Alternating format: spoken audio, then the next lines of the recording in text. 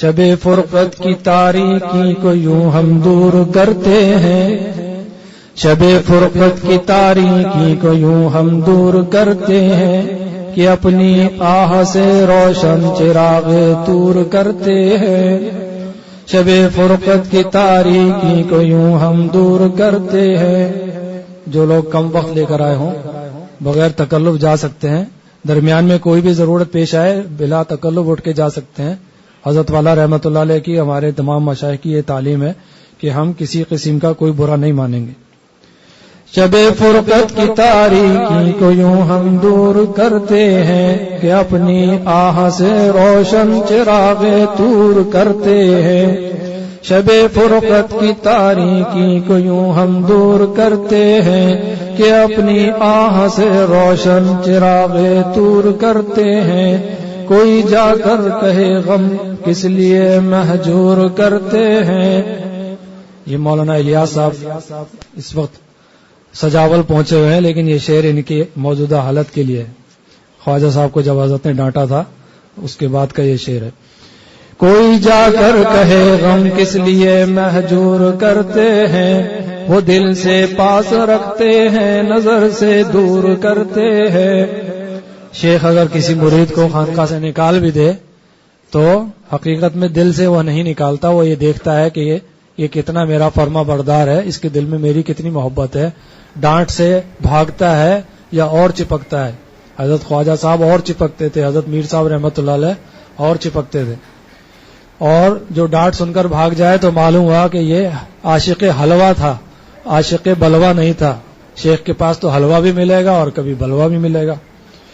کوئی جا کر کہے غم کس لیے مہجور کرتے ہیں، وہ دل سے پاس رکھتے ہیں نظر سے دور کرتے ہیں۔ کریں کیا ہم تو حال دل بہت مستور کرتے ہیں، مستور یعنی چھپانا۔ کریں کیا ہم تو حال دل بہت مستور کرتے ہیں، پسے پردہ جو بیٹھے ہیں وہ خود مشہور کرتے ہیں۔ یعنی اللہ تعالیٰ جس بندے کو مشہور کرنا چاہتے ہیں وہ اپنی نسبت کو چھپانا بھی چاہے تو وہ خوشبو، کباب کی خوشبو بھی اس کے سامنے کیا ہے۔ کریں کیا ہم تو حال دل بہت مستور کرتے ہیں، پسے پردہ جو بیٹھے ہیں وہ خود مشہور کرتے ہیں۔ بہت لمبی نظم ہے۔ حضرت خواجہ صاحب کے اوپر جب کیفیت طاری ہوتی تھی، حضرت میر صاحب رحمۃ اللہ علیہ نے فرمایا کہ 100 اشعار ایک ہی قافیے ایک ہی غزل میں کہتے چلے جاتے تھے۔ اب یہ چھیڑ تو دیے لیکن بہت لمبی غزل ہے، اور میں اس میں سے منتخبات سنا رہا ہوں، سب نہیں سنا رہا ہوں، جو آسان اشعار ہے وہ سنا رہا ہوں۔ پڑھا کرتا ہے دل ہر دم سبق شوق تجلی کا، حضرت موسیٰ علیہ السلام کی زوجہ محترمہ حضرت صفورہ علیہ السلام جب حضرت موسیٰ علیہ السلام طور پر تجلی الہی سے مشرف ہو کر آئے ہیں تو انہوں نے دیکھا یہ تو آج عجیب نور ہے، ان کے اپنے شوہر کے چہرے عجیب نور ہے، یہ ایسا حسن۔ جنت میں بھی جنتی جب اللہ تعالیٰ کا دیدار کریں گے تو جنت کی تمام نعمتوں کو بھول جائیں گے۔ ہم تو حوروں کی کیسی کیسی طلب ہے، لیکن جس وقت حوروں کے ملنے کے بعد بھی اللہ تعالیٰ کا دیدار نصیب ہوگا اور روزانہ نصیب ہوگا، اللہ تعالیٰ ہم سب کو جنتیوں کی جوتیوں میں بھی جگہ دے دے، تو حضرت حکیم اللہ فرماتے ہیں کہ ہمیں اس کا بھی استحقاق نہیں، لیکن اس لیے مانگتے ہیں کہ دوزخ کے عذاب کا تحمل لیں۔ تو حضرت صفورہ علیہ السلام نے پوچھا کہ حضرت موسیٰ علیہ السلام سے کہ آج آپ کے چہرے پہ اتنا حسن کیسے؟ تو فرمایا کہ آج اللہ تعالیٰ نے اپنا دیدار کرایا ہے، میں اللہ تعالیٰ کو دیکھ کر آ رہا ہوں، اور چہرے پر کپڑا ڈالا ہوا تھا۔ تو عرض کیا کہ مجھے بھی تو چہرے کو اچھی طرح دیکھنے دیجیے۔ فرمایا نہیں، تم تاب نہیں لا سکو گی، اور ایک آنکھ سے اچھا ایک آنکھ سے دیکھ لیتی ہوں، اگر تاب نہیں لا سکی تو ایک آنکھ ضائع ہوگی، دوسری آنکھ سے بچی رہے۔ ایک آنکھ سے جو دیکھا اور وہ اس آنکھ سے نابینا ہو گئی تو فوراً دوسری آنکھ کھولنے کی کوشش کی، حضرت نے چھپا لیا کہ نہیں نہیں ایسا نہیں کرو۔ فرمایا نہیں، اب تو مزہ دوبارہ چکھنے کا دل چاہ رہا ہے، دوبارہ دوسری آنکھ، چاہے دوسری آنکھ بھی چلی جائے۔ تو پڑھا کرتا ہے دل ہر دم سبق شوق تجلی کا، دکھا جلوہ وہی جلوہ وہی غارت گرے حزین جلوہ۔ حضرت موسیٰ علیہ السلام نے عرض کیا اے اللہ مجھے دکھا دیجئے اپنا جلوہ. اللہ تعالیٰ نے فرمایا کہ تم نہیں دیکھ سکتے. تو پہاڑ کے اوپر جو تجلی ہوئی تو پہاڑ ریزہ ریزہ ہو گیا اور ایک بلوچ نے کہا کہ موسیٰ کلٹی ہو گیا. حضرت موسیٰ علیہ السلام بے ہوش ہو گئے. پڑھا کرتا ہے دل ہر دم سبق شوق تجلی کا، پڑھا کرتا ہے دل ہر دم سبق شوق تجلی کا، تلاوت رات بھر ہم سورہ والطور کرتے ہیں، تلاوت رات بھر ہم سورہ والطور کرتے ہیں.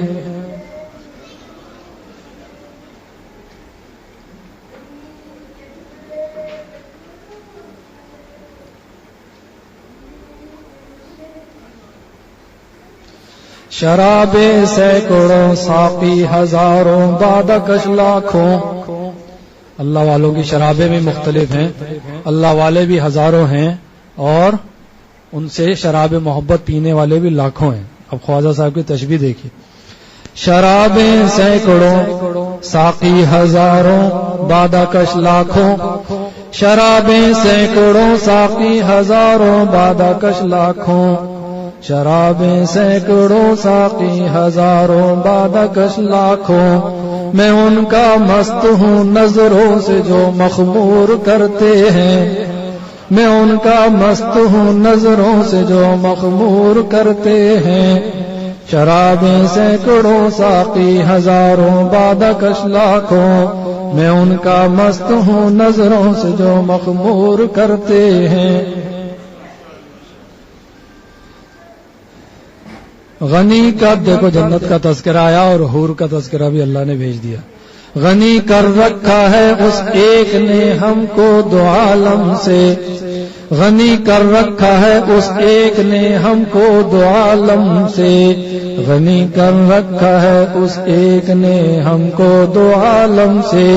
پری کی ہم کو خواہش ہے نہ شوق حور کرتے ہیں، پری کی ہم کو خواہش ہے نہ شوق حور کرتے ہیں. ادا سے دیکھ لیتے ہیں میں جب جانے کو کہتا ہوں. اللہ اکبر، کیا شعر یاد سامنے آیا. ادا سے دیکھ لیتے ہیں میں جب جانے کو کہتا ہوں، پھر اس پر کہتے ہیں ہم کب تمہیں مجبور کرتے ہیں.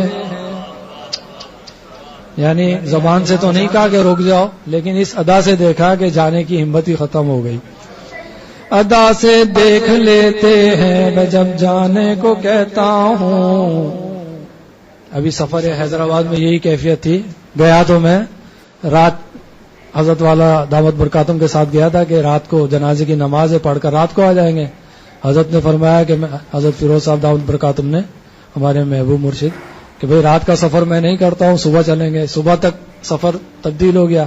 صبح پہلی گاڑی سے آنا تھا، حضرت نے ایسی نظر سے دیکھا کہ پہلی گاڑی چھوڑی، دوسری 9 بجے دوسری گاڑی آ رہی تھی کہ اس میں جائیں گے. 9 بجے طے ہوا کہ چلو ناشتہ ساتھ کر لیتے ہیں. اقبال صاحب ہمارے، انہوں نے کہا کہ بھئی اپن دونوں ساتھ چلیں گے، تم اس گاڑی کو بھی جانے دو.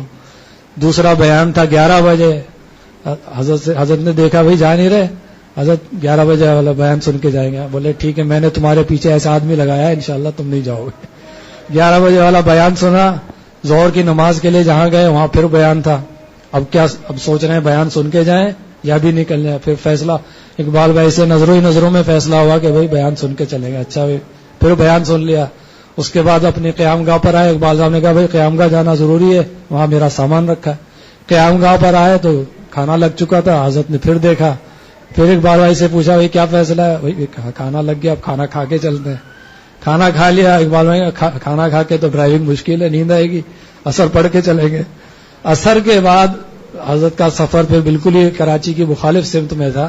آخر ہائی وے جو میرپور خاص کی طرف جا رہی تھی اس کے اوپر حضرت جب پہنچے ہیں اور ہم لوگوں کا سفر اب کراچی کا تھا، تو حضرت جو ہے گاڑی سے برابر ہمیں دیکھ رہے تھے. مجھے تو نہیں پتا کس لیے دیکھ رہے ہیں. تو جو لوگ وہاں گاڑی کے ارد گرد کھڑے تھے وہ بار بار سامنے آتے تھے حضرت کے، اور پھر حضرت کے سامنے سے ہٹ جاتے تھے. پھر میں دور سے حضرت کو سلام کرتا تھا، حضرت جا رہا ہوں. میں چاہ رہا تھا حضرت کی گاڑی روانہ ہو، اور بعد میں پتا چلا حضرت چاہ رہے تھے کہ میرے مریدین کی گاڑی روانہ ہو. تو اقبال صاحب نے بتایا. میں نے کہا حضرت کیوں رکے ہوئے ہیں بھائی، کیا وجہ ہے؟ بولے حضرت فرما رہے ہیں کہ مجھے اس خادم کا نام لیا، مجھے اس کو دیکھنے دو، تم لوگ سامنے سے ہٹ جاؤ.